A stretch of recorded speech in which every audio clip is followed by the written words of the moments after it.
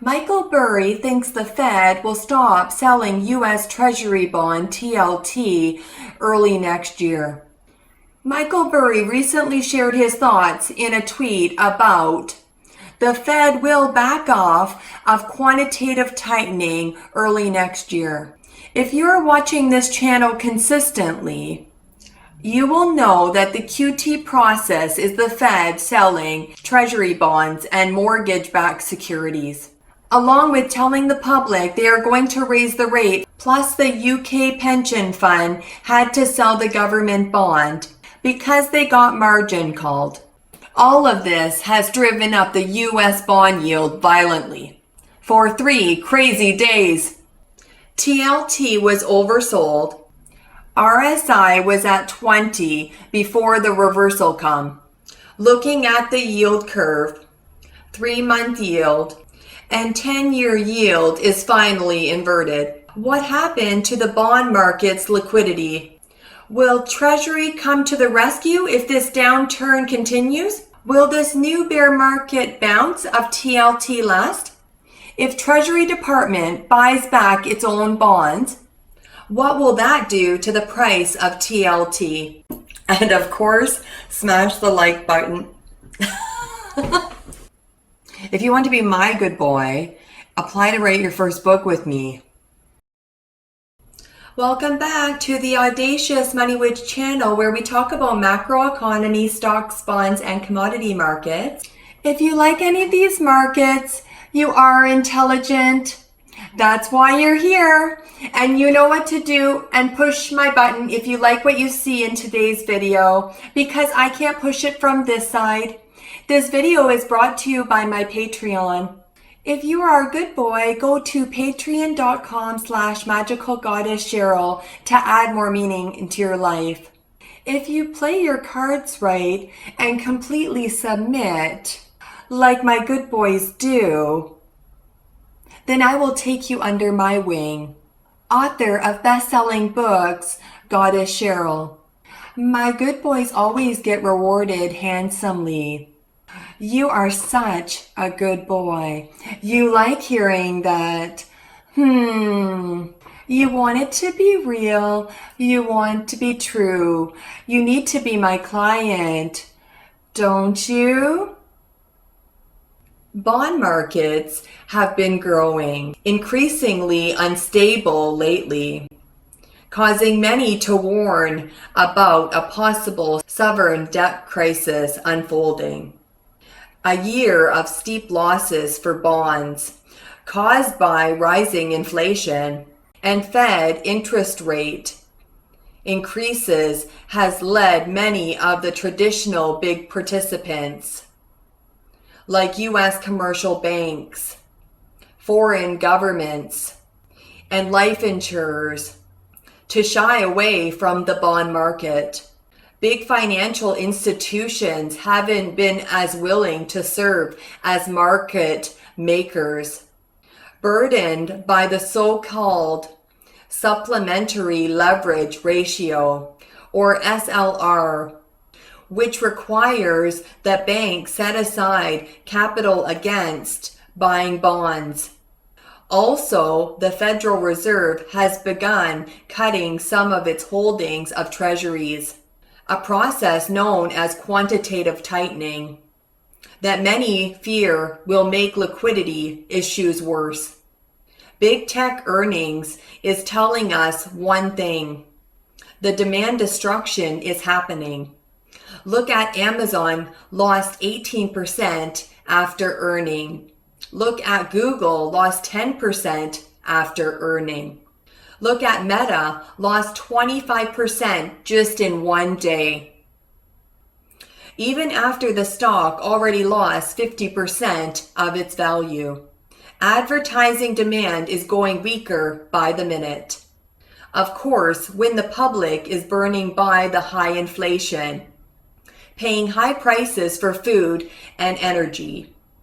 Some landlords are raising people's rent because they had to pay more on their mortgage, because the mortgage rate is rising. Mortgage industry is done. Everything that related to the housing industry is done. In the US, people can actually live in their car. So they might try to sell their house and live in their car. But who is going to buy a house right now at 7% on a 30-year mortgage rate? A lot of people are going to lose their jobs next year if they keep on raising the interest rates, which is exactly what the Fed wants to do to kill the inflation. We got the GDP number for the third quarter 2022. It's a positive 2.6%. This shows people are spending more because of high inflation expectations. They are getting into more debt, swiping their credit cards to buy things because they are afraid that prices might get higher tomorrow. We also know that the Bank of Canada is only raised 50 basis points this time. Does this mean the Fed might follow Canada in November 2nd? This seems like a slowdown of the rate hike, which is in line with Michael Burry said they will stop QT early next year. Monetary leaders now possess numerous mechanisms to prevent a catastrophe. The great sovereign debt intervention is upon us. The Treasury last conducted buyback operations between March 2000 and April 2002 to allow the department to continue to sell new bonds to maintain its market access at a time when the federal government was running a budget surplus and didn't need the money. Funds raised by selling new bonds were used to repurchase old ones. Buyback operations would offer an alternate buyer for less liquid, less desired off-the-run issues. Treasury could retire old, cheap securities and provide an outlet for dealers to improve their balance sheet management. Also, the signaling impact of an operation could help market functioning if conditions were to improve on announcements alone. For example, 20-year bonds, TLT segment of the markets that seem to have the most to gain from a buyback program rallied after the survey was released, with the potential for another 2% in rate hikes by March 2023, and inflationary pressures continuing to build. Further Treasury market turmoil is about to unfold. Just this week, bond yields have risen to levels not seen since the failure of the Lehman Brothers. The expansionary impulse of trillions in stimulus, plus the sharpest rate hiking cycle in decades, has caused significant dumping of treasuries. While yields have risen because of the market's perception of inflation, growth, and interest rates, rising volatility has exposed structural weaknesses, exacerbating a sell-off. America continues to issue twice the amount of bonds per year compared to pre-2020 levels into increasingly illiquid conditions.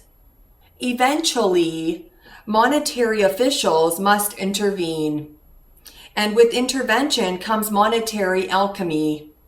With numerous tools in hand, however, officials will only resort to full-on yield curve control as a last-ditch attempt to rescue Treasury markets. Instead, at the earliest indication that illiquidity is becoming hazardous, the U.S. Treasury will respond with a different solution.